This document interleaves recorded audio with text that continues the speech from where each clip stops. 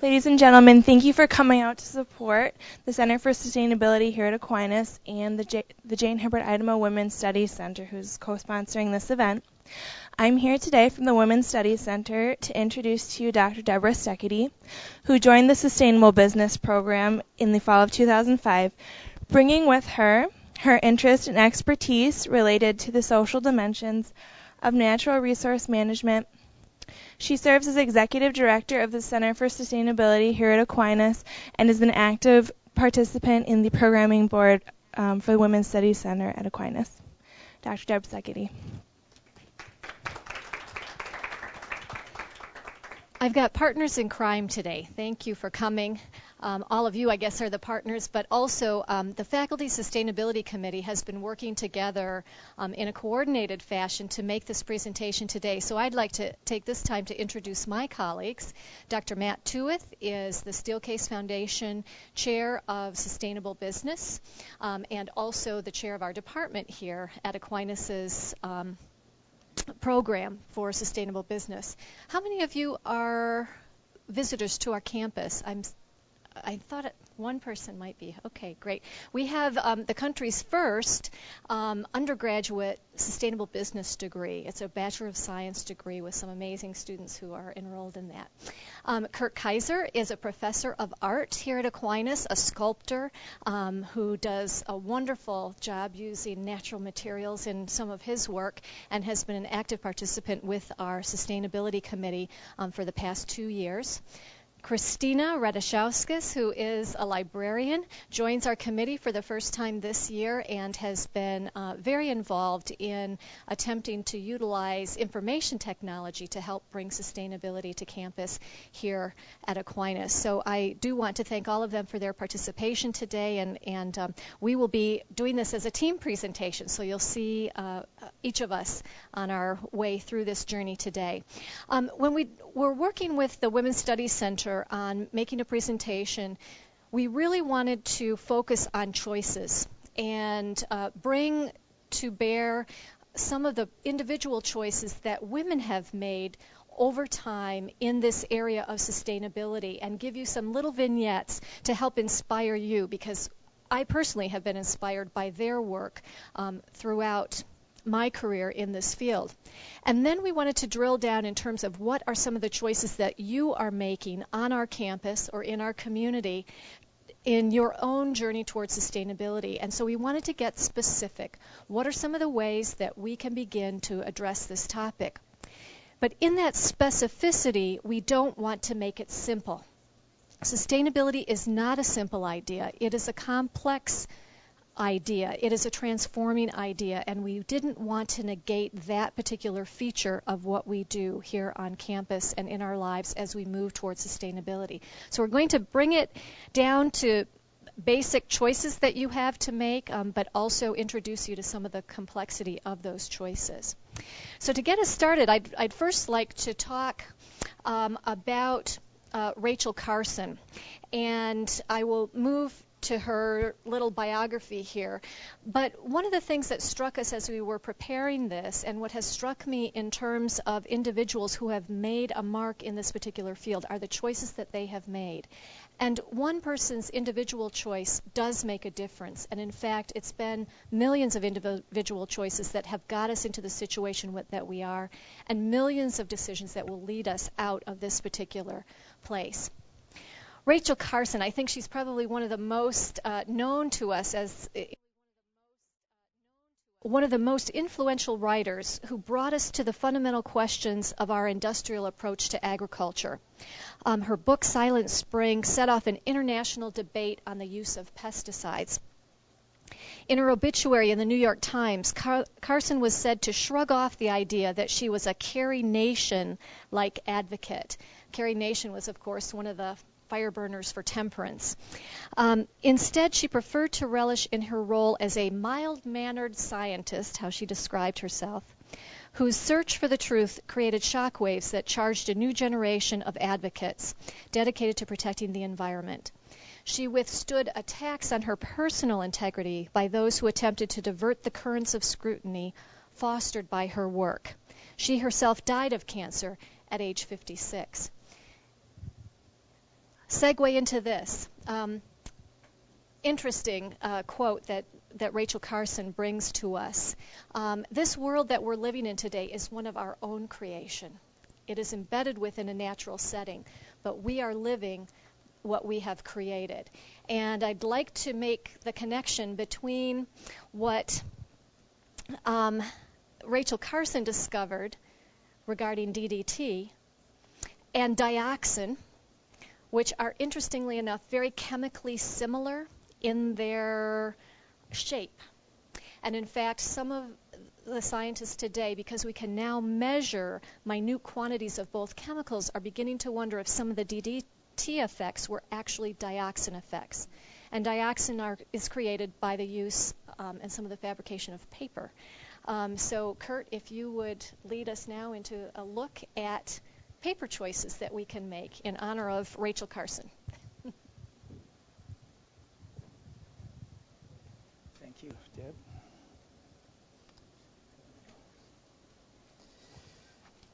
Okay. Let's see now. I'm going to have to show.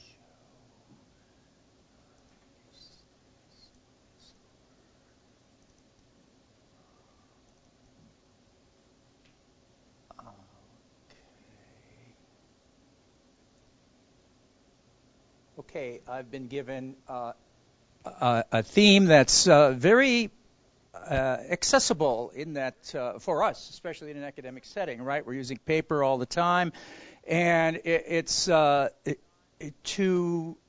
actually take some action against the excessive use of paper to some degree is accessible. It's something that we can do. And now I'm probably preaching to the choir here. I don't know how much emphasis you need on the problem. We all know that there's a problem, and in spite of the technology, I mean, the technology we've always talked about as moving us, having the potential of moving us toward a paperless society. But in the last, since the 70s, the paper usage has actually doubled. And why is that? And of course, we in the U.S. have a tendency to use everything more than anybody else, and we use 67 million tons per year, which is 600 pounds per person. The paper industry is one of the largest industries in terms of abusing nature, the third largest consumer of chlorine, and possibly the chlorine is what Deb was talking about as being a carcinogenic. We're the largest, the paper industry is the largest consumer of water per ton of its product output, and it's the second largest consumer of energy in general. And the paper industry consumes nearly half of the trees that are harvested each year.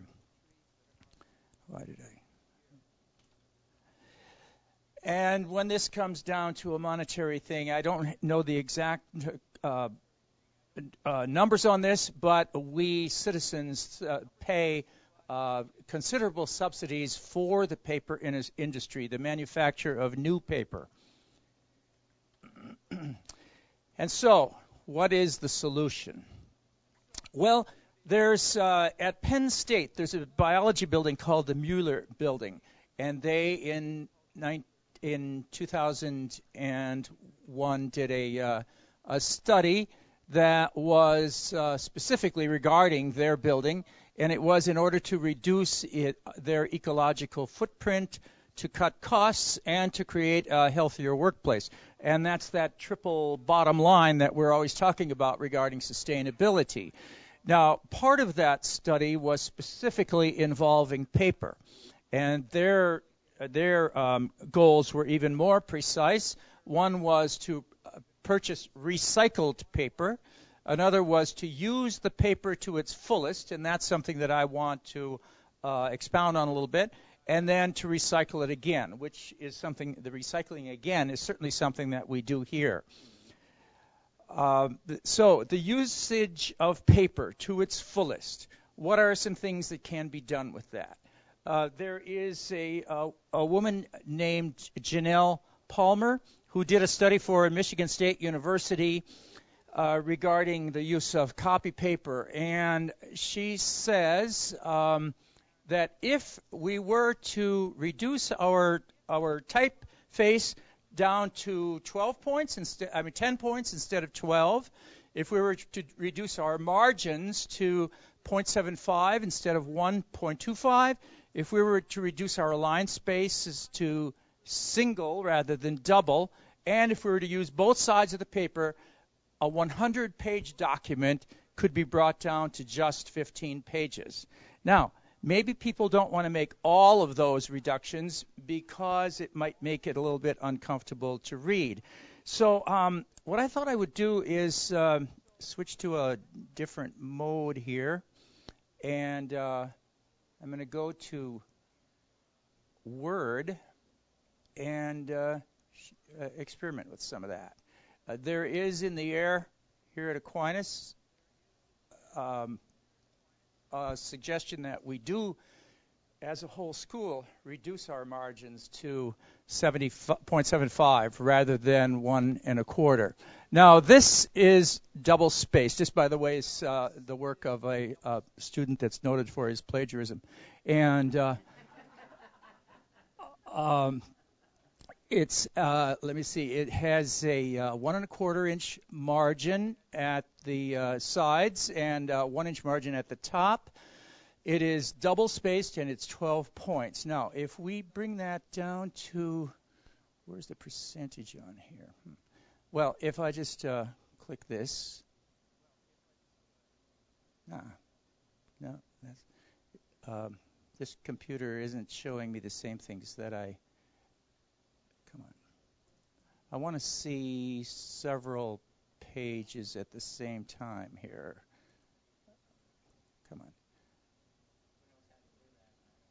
How do I go to view, and on my computer I have the percentage that tells me the size of what I've got, and I want to bring it down, way down, so I can see all the pages at the same time. Do you know how I take?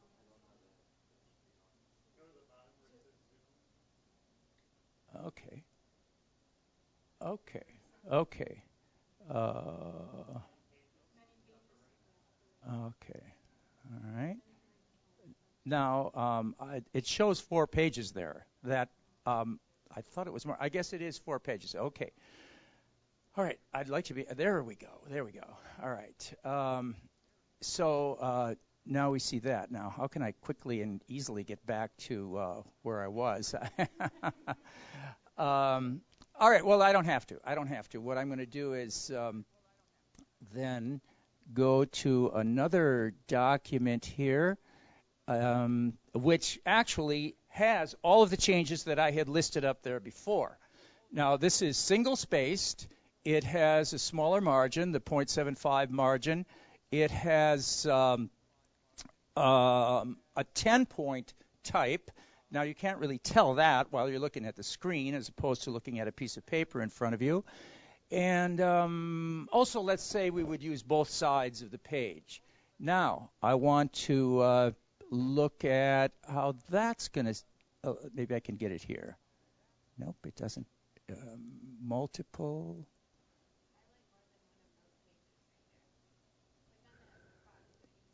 This one? Okay. There we go. Thank you. Okay, so it's only a little more than 1 page, right? But you might find that awfully dense to read all those words so close. Well, let's see if we can do something that's in between then. And so what I'm going to do is go to my my next document here. Open. Which has everything the same as the first one, except I've already reduced the margins down. Okay, so we have a 12-point type, and if we reduce that the type, let me see. I'm going to select all, reduce my type to just 11, and see what happens. Then we'll No, I want this one and this one. And we're down to 3 pages. We had 4, okay? An 11-point type, I don't know if you generally take note of that. It's not difficult to read at all. But I often use 1.5 spacing, so let's try that. Edit, select all, format, paragraph. Instead of double down here, we'll go to 1.5. Okay. Now, we'll see what we have there. So, we're under 2 pages, and we could print them back to back, and we have 1 piece of paper that we're using. And it's still fairly comfortable. It's really not that difficult to read. Now, the school that at the Pennsylvania, where they were reducing their margins down to 75.75, they actually had their president write to all of the other schools in Pennsylvania and recommend that become a standard for their state. And so we can have an effect beyond just our own little parochial territory here, too.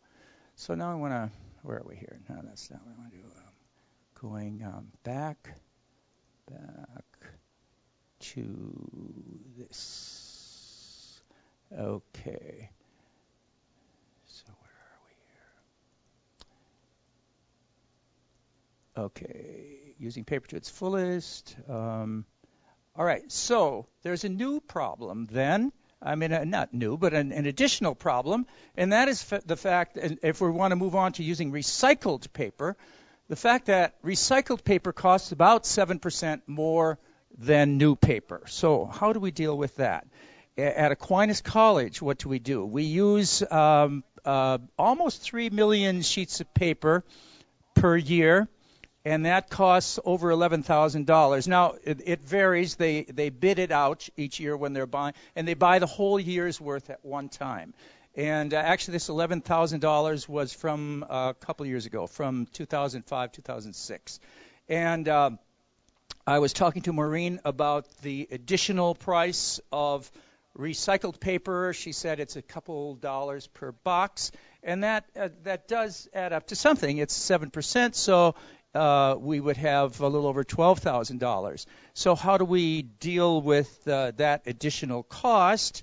Well, if we were to make the changes, some changes, whatever combination of changes that we want to make, changes in margins would be significant. Changes in margins and spacing, changes in margin spacing and font size, as well as especially using both sides of the page. It's hard to say exactly what percentage we would reduce what percentage of the amount of paper we would use would be reduced, but it would be at least somewhere between 40 and 60%, and that would make our paper recycling affordable.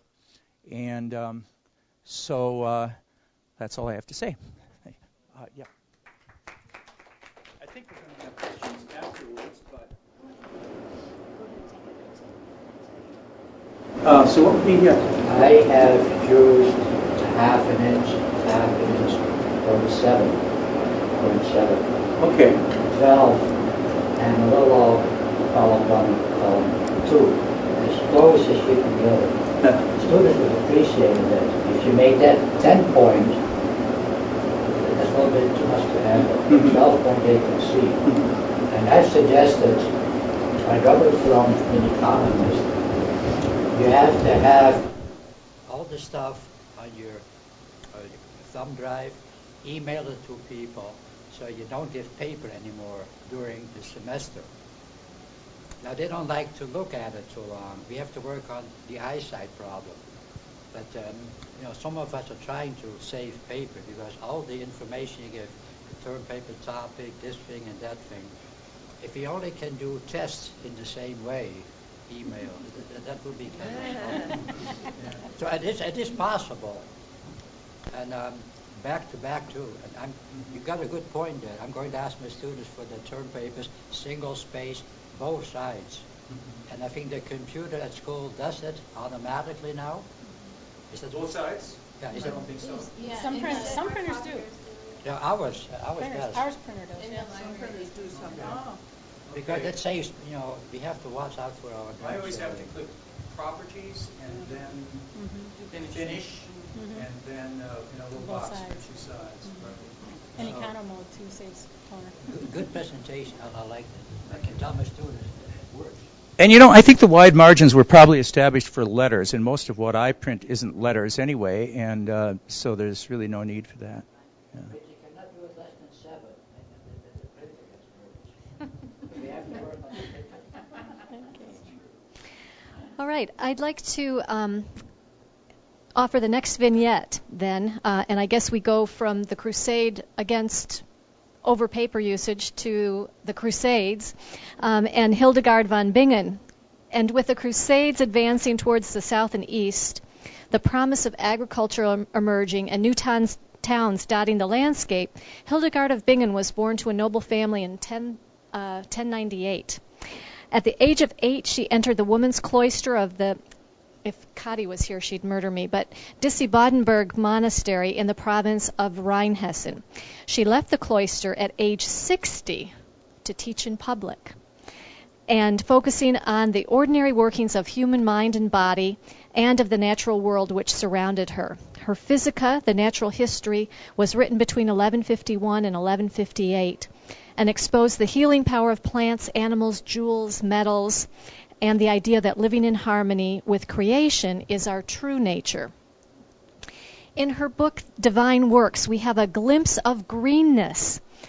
She was probably the first green goddess that we know.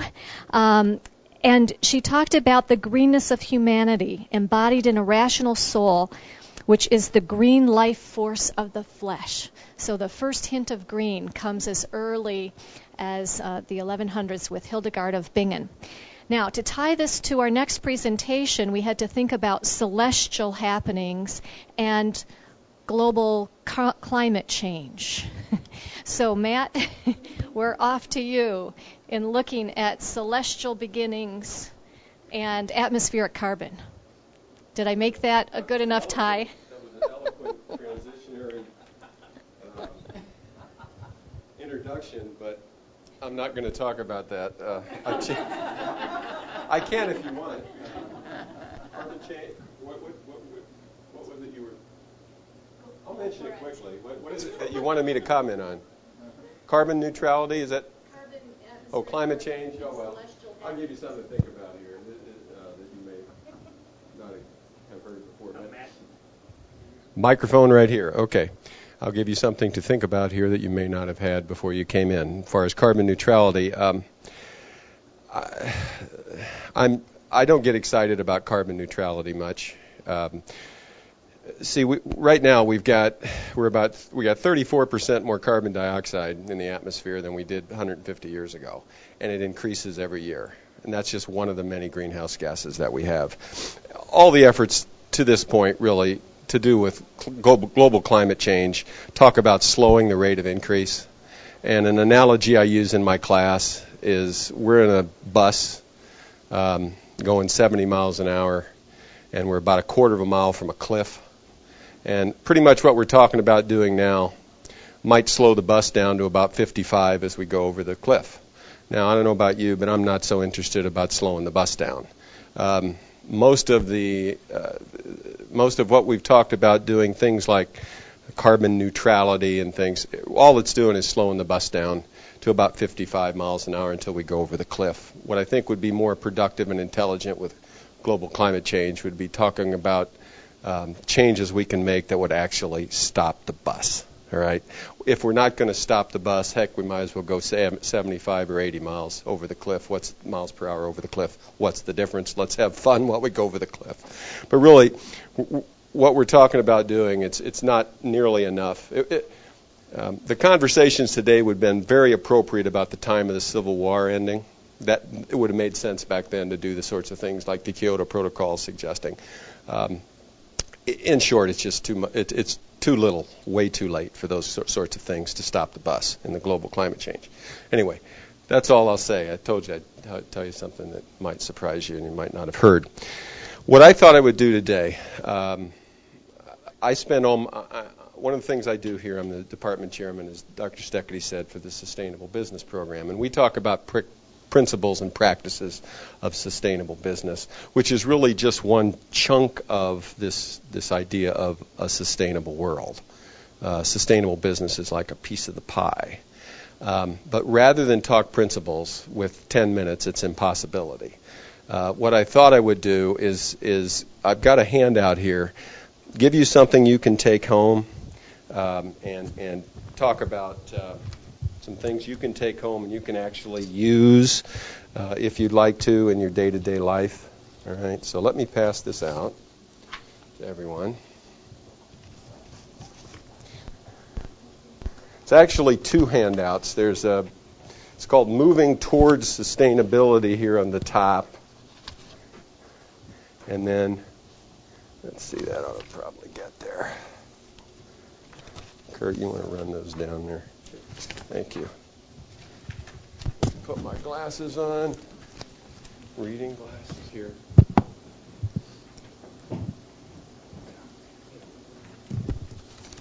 Moving towards sustainability says, when it comes to delivering triple top-line value, the following products are examples of some of the very best available today. All right? So the first product has to do with in the personal care category, talks about a toothbrush that you can read about. Then there's a toothpaste. And then flipping over, electronics, there's a computer. It's quite different than some of the ones I think you've been using up to this point. It lists the advantages there. If you're not in the market for something as large as electronics, school and office supplies, there's a binder. I think we all use binders. This is an interesting approach to this binder. The binder actually uses cardboard as for the front and the back here, and it's replaceable cardboard. It'll talk about that. Paper. Kurt covered the topic of paper, but here's a suggestion of if you're going to buy paper. And I think Kurt's presentation is interesting because I think what we're supposing is that wood pulp-based paper is the best medium for putting our printed word on. All right, it supposes that, and that's not necessarily true. In sustainable business, we are considering a lot of different mediums, everything from polymer-based materials to electronic equipment, and that's much more user-friendly than we have today. But anyway, as far as paper goes, there's a choice that you can make as a consumer, probably one of the best choices you can make with paper today. Let's see, let's just look what that is. That's third-party certified, processed, chlorine-free. One of the problems with white paper is most white paper is processed. The way you get it white, wood pulp isn't white. The way you get it white is you bleach it white. And whether it's recycled paper, whether you're pulling inks off recycled paper or you have virgin pulp, the process that's most commonly used in white paper production uses chlorine as one of the bleaching agents. And that chlorine in the process produces one of those compounds Dr. Steketee mentioned, the dioxin. Dioxins, there's about 13 or 14 different types of dioxins, and they are probably the most potent toxin that our industrial endeavors produce this side of high-level nuclear waste. So a lot of people will buy recycled paper and think, oh, that's an environmentally friendly thing to do. Not necessarily. You can buy recycled paper that doesn't use chlorine in the bleaching process. It's a German chemist that invented a process using oxygen and some other chemicals to extract the inks and to get that pulp a nice white color. So there are choices. But anyway, this is a third-party certified process chlorine-free, meaning that it is recycled, but the recycling process uses no chlorine. And it uses 100% previously used paper. And it has all of the qualities. It says standard brightness quality. You couldn't tell it from a conventional virgin raw material paper. So anyway, I won't go into a lot of detail. Household products. There's some cleaning products there that might interest you. There's a sweeping cloth by Method. Talks about it's compostable. Something else local here, grocery shopping. We all buy groceries. You might suggest picking up some of your groceries by becoming a member of the West Michigan food co-op here. Fantastically locally produced foods. You can buy organic if you want, or not organic, but it's all locally produced here right in West Michigan. In addition to the food you eat, in addition to not taking in those toxic chemicals, there's also a lot of advantages to patronizing local farmers in the area. It keeps money in the area, keeps it recirculating in the area here. And when you buy a chef salad, it doesn't have to be from produce produced 2,000 miles away in the Great Central Valley of California and trucked here on locomotives that are running on diesel fuel to get here, putting in greenhouse gases in the atmosphere. A lot of advantages to locally produced, healthy produced foods. So this West Michigan co-op, you can read about it here. It's interesting, it's convenient, and the food, not only is it healthy, it's absolutely delicious. It's some of the best food. Christina, I know, volunteers there on Saturdays when I come in and pick up my food. Christina's working hard there. She doesn't even see me. She's working hard. Yeah. Clothing, here's an example of some clothing, a clothing choice. Shoes are the last item, okay? These are just some things that if you're interested, you can take home, and these are some choices that we have, some interesting choices, and you can read the characteristics if you want. And then on the back here, something that we have a saying in sustainable business, I use anyway. It's a statement that good people can't do the right thing if they don't know what it is. And that's one of the things we try to do in the Sustainable Business Program is separate the wheat from the chaff, what really is important in this movement, value producing. And one of the barriers or obstacles to this sustainability movement is something called greenwashing. And we define greenwashing here as misleading consumers about the environmental benefits of a company's practices, products, or services. All right? And there are really the way I see it, there are 6 basic techniques of greenwashing. And I've listed the 6 here. Number 1, the hidden trade-off technique. It claims the product is green based on a single attribute and ignores more important characteristics, and an example would be white paper recycling using a chlorine bleaching process.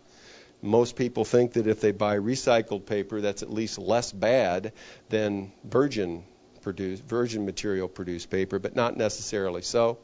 The recycling process, to get those inks out of that paper that you use to process again. If you use chlorine in that, you're producing dioxin, and again, that's probably the most potent. It's toxic in parts per billion in the air. The EPA regulates it in parts per billion, not parts per million. So that's an example of a hidden trade-off where you're actually buying recycled paper that is recycled using chlorine process could be worse than buying virgin paper that doesn't use chlorine to whiten the pulp. Number 2, no supporting evidence of the claim. Often claims, or it says claim that cannot be substantiated by easily accessible supporting information or third-party verification. Third-party verification is often a good secure method to use. Is the claim actually do what it says it does? Some examples: shampoos and conditioners that have no supporting evidence of their advantages at point of purchase or at website. That's where I always look. Is it on the container itself, or do you go to the company's website? Do they give you, okay, they make these claims, where's the supporting evidence for it?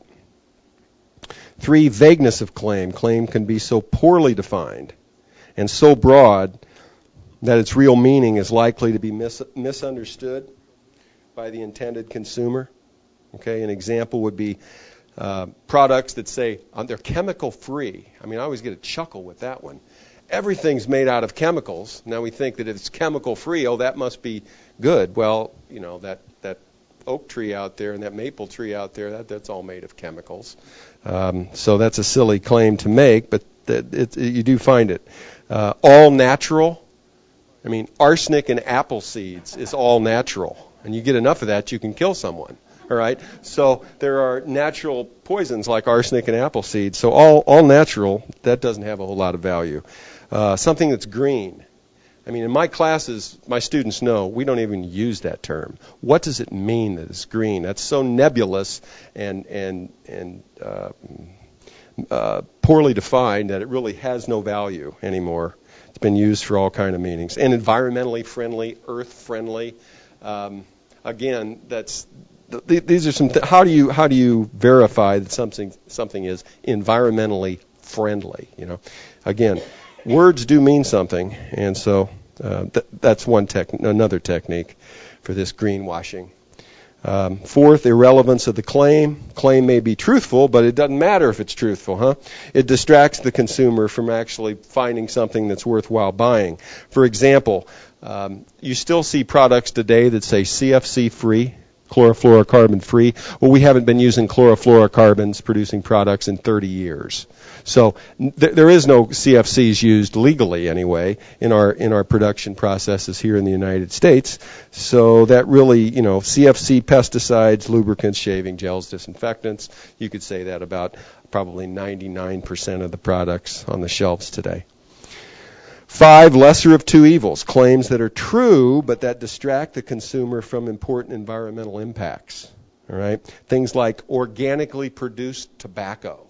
I mean, okay, it's organically produced, but does that really matter? You're still having the tobacco. Or this idea of green pesticides, to where the chemical life of the pesticide may only be a few months in the ecosystem, but some of these pesticides are potent enough that they'll do their damage in just a few months out in the biosphere before they biodegrade.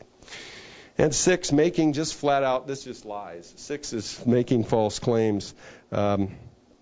Things like certified organic shampoos, Energy Star certified, caulking. These are examples of products I've looked at, and I went and did some research, and there was no evidence suggesting that there's anything organic about the ingredients in those shampoos, or that caulking was Energy Star certified.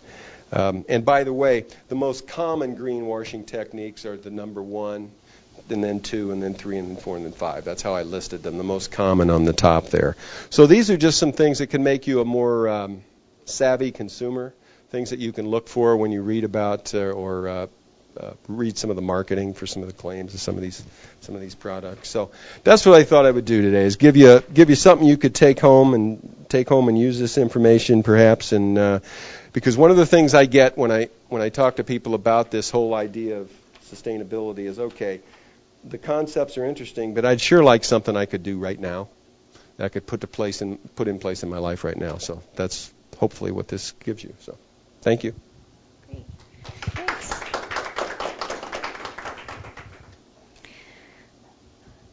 Well, from the divine to endocrine disruptors, Dr. Theo Colburn was one of the leading scientists who really brought something to our attention.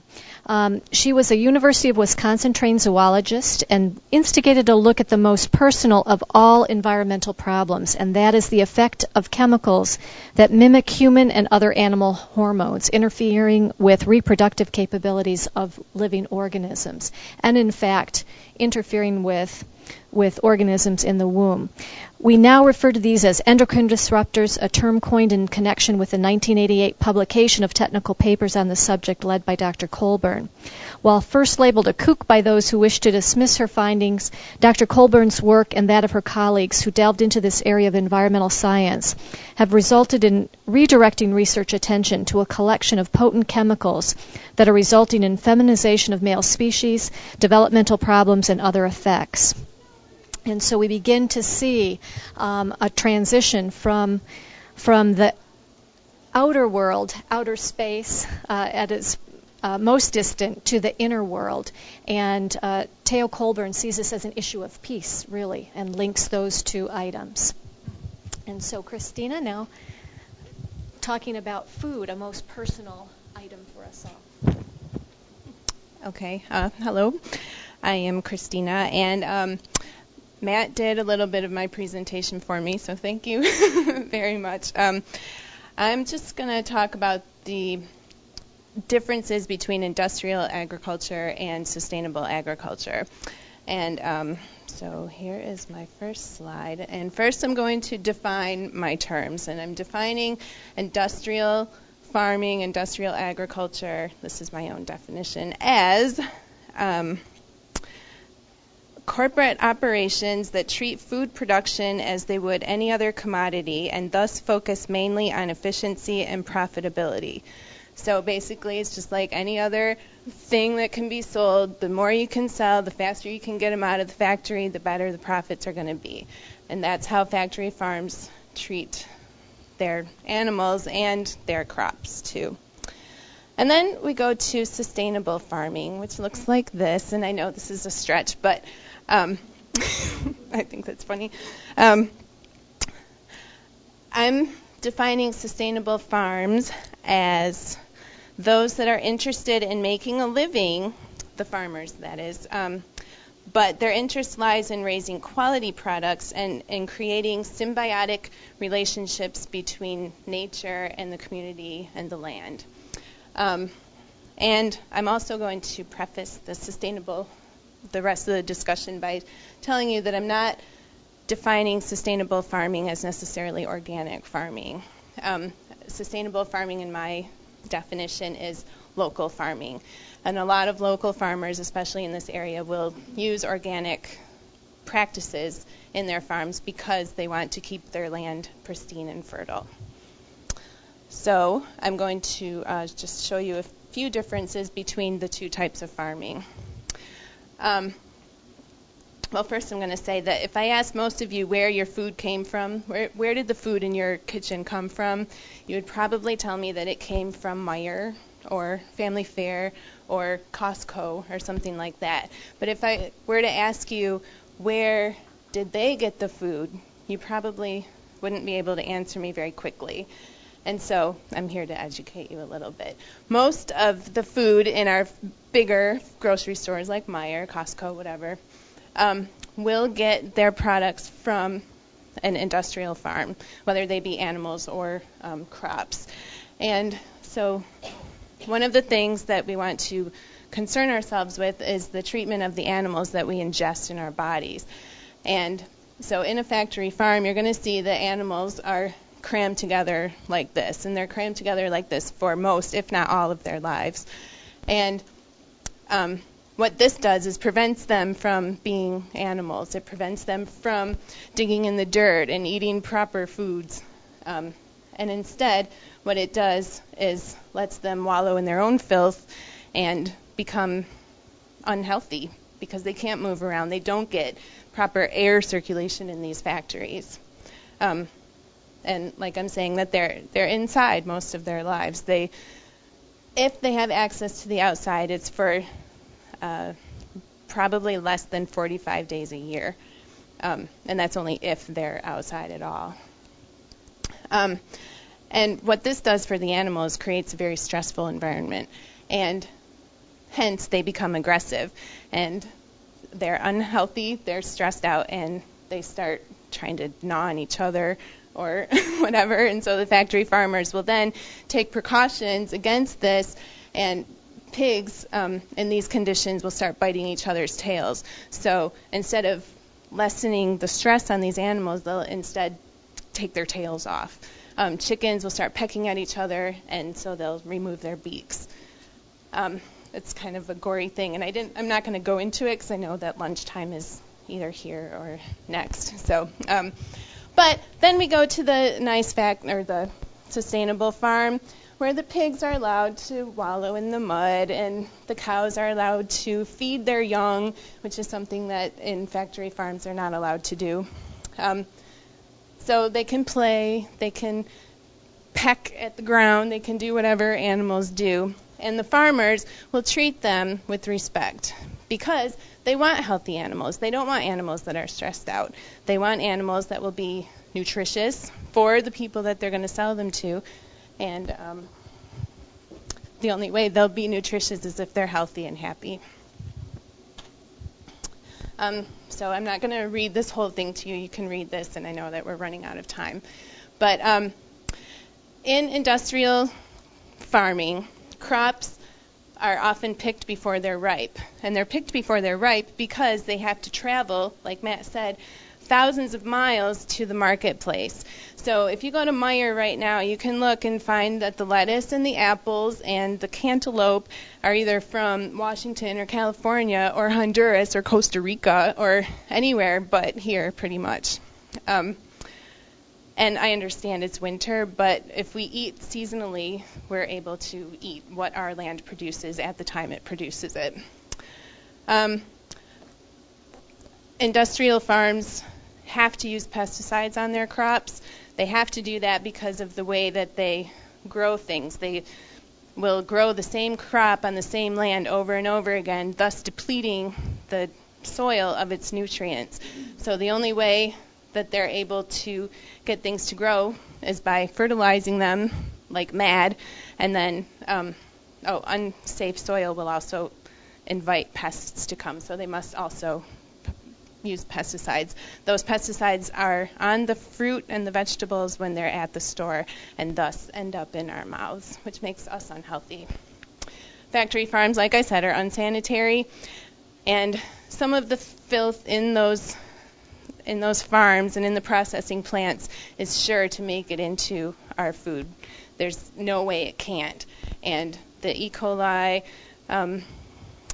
scares that are happening, that's a result of unsanitary conditions in our farms. And then also I just want to mention that factory farmed animals are fed unnatural diets. They are fed corn and soybeans because those are the cheapest and subsidized by us, by the way, things to feed these animals. This is not what cows eat. Cows eat grass. Pigs will eat anything pretty much, but they need vegetables too. They need greens to maintain health. And also, to make the animals grow nice and quick, they are poked with hormones, and because of the stressful situation, they become ill. Because they're confined in these close quarters, they become ill, so they have constant antibiotics injected into their bodies. And all of those chemicals make it into our food. They are stored in the fatty material of the animals and thus make it to our table.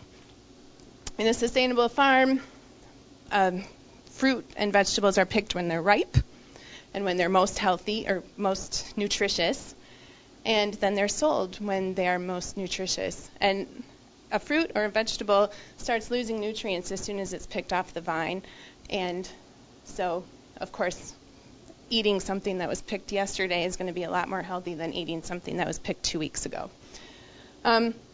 Sustainable farms will only use pesticides if it is necessary, for the most part, because they want to maintain the health of their farms. And then, of course, they treat their animals nicely and they aren't stressed out. The environmental claims are probably pretty obvious. Industrial and factory farms, of course, I already mentioned the pesticides. These pesticides make it into our atmosphere. They make it into our lungs. They make it into our bodies, either through the air or when we eat them. Factory farms are full of animal waste. That waste makes its way into our groundwater, which makes its way into our lives too. Also, the soil is contaminated by pesticide use, by over-fertilization, which then damages our waterways, which then damages the plant life, the animal life in our waterways. And the waste is what I was just talking about. Oh, also, everything is prepackaged. When you get something from an industrial farm, it's in plastic and styrofoam. And when you buy something from the farmer's market, you pick it up and put it in the bag that you brought, probably, and you don't have any of that styrofoam waste. And I already mentioned the protecting their soil thing. And then community. When a factory farm comes to your neighborhood, you're not going to be happy about it. It's going to stink. It's going to look ugly.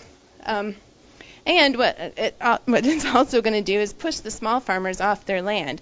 And if it doesn't push them off their land, it's going to buy them out, and it's going to make them produce what it wants to produce. So it will turn a very diverse farm into a farm that produces corn or celery or spinach, and only those items. So then, once again, the soil becomes depleted because it keeps making the same thing over and over again.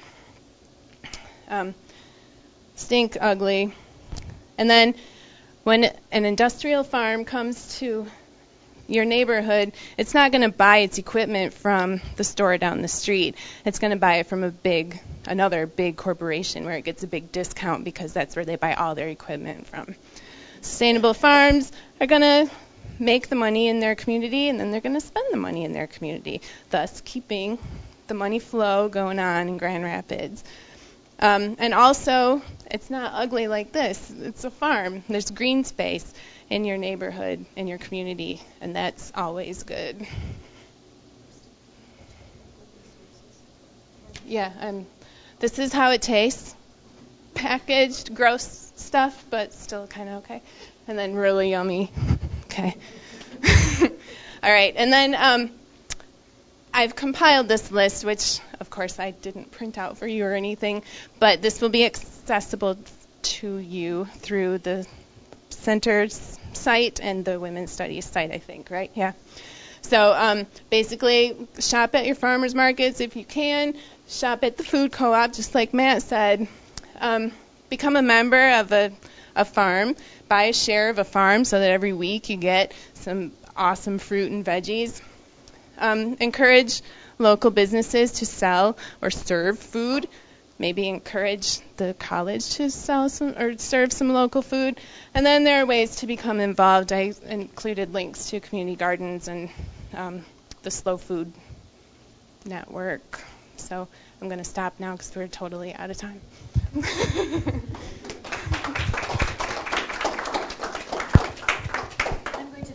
Two quick slides here. One is Wangari Maathai, because I want to introduce you to her for those of you who are not familiar with her. She was a Nobel Peace Prize winner, 2004, and really was one of the first women in Central and East Africa to get a doctorate. But more important in environmental restoration was her ability to improve the daily lives of women in Kenya and other African countries. And it was the Green Belt movement that Wangari Maathai actually created, which has now planted more than 20 million trees across Africa, restoring the landscape, providing income for local women, and demonstrating among all of this persistent courage in the choices that they make and where they lead us. My presentation was going to be on laptops and what to do with electronics after you're done. I just will make this available for you online, but one of the things that I'm looking at my own laptop, and I'm thinking, okay, what laptop am I going to buy besides having the conditions that I want it? And I've begun to look at some interesting options for the three choices that I've narrowed mine down to in terms of what they do after I will be done with my computer. And so if you have PowerPoint, you can access these. I'm going to give you a website. Or there's some websites in there that will lead you directly to some of these issues, and I'd encourage you to pursue those. The big thing that we find with laptop recycling or any electronics recycling is the end of the life of that product. And National Geographic just had a tremendous article that demonstrated, even through the efforts of someone as well-intentioned as Goodwill, those computers and those component parts are finding their way to dumps in Africa, and Ghana, Malaysia, other countries where they are being disassembled by children in many cases who are melting down these toxic metals in open air. It's an amazing story and a real legacy of harm that we're creating. So I'm giving you some no-charge local resources for what you can do with your computers, but do know that that not all of these are harmless ends. And so we really still need to to be watchful and develop some resources and ways to stop that flow of toxics. Aquinas and Comprenew are in a partnership. Chad in the library, in the media center, has a storage room where you can bring anything's with a cord. You can drop off at that, and that will be utilized by Comprenew in their well-developed program. What Comprenew is doing is they're extracting basically 4 valuable metals. They ship those metals, those component parts, off to a company that does this with environmental controls in place. There's other ways that they are refurbishing some of these products to be able to provide as donations to communities that need them in other places. The Kent County DPW has free disposal of all those things that are listed there. You can bring them to 3 different sites. I'd give the number a call for that. Goodwill in Grand Rapids is a participating participant with Dell that will accept working and non-working computers, or working electronics, non-working computers, and will, again, environmentally responsibly, socially responsibly process these. So there's a variety of different options that you have. We're out of time, but thank you for your attention today. If there are any last-minute questions, we can definitely take those up. And look for this presentation materials on the website of the Center for Sustainability.org, which is our Aquinas location here with Jessica's good direction and effort, and then also on the Women's Studies Center site. So thank you for coming today. Hope you take away some good information.